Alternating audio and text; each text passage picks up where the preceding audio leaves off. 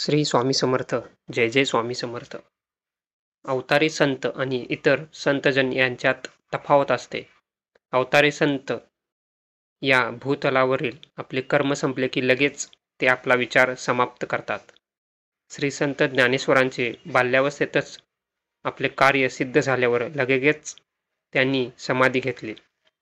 श्री स्वामी समर्थांच्या बाबतीतही असेच घडले असे म्हणता येईल. त्यांनी समाधी घेतली असे नसून ते जन्ममृत्यूच्या पलीकडील असल्याने ते फक्त गुप्तच झालेले आहेत. अदृश्य रूपात त्यांचे कार्य आज मितीला सुद्धा अबाधित स्वरूपात सुरूच आहे. जन्म किंवा मृत्यू असतो तो फक्त आपल्यासारख्या सामान्य माणसासाठीच. जन्म म्हणजे चैतन्य शक्तीची जाणीव होणे. प्रत्येक गोष्टीत चैतन्याची शक्ती वास करीत असते.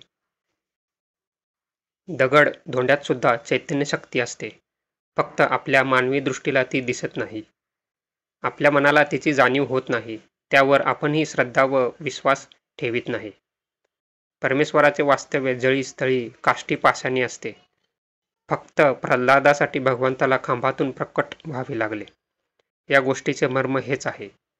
सर्वभूती परमेश्वर हे सत्य असून भरला हरी घनदाट असे संतांनी सांगून ठेवले आहे. संपूर्ण चराचर सृष्टी हे त्याचे स्वरूप आहे. अशी दृष्टी ठेवली तर मग तुम्हाला प्रत्येक मनुष्याला प्रत्येक प्राण्यात परमेश्वराचेच दर्शन घडेल.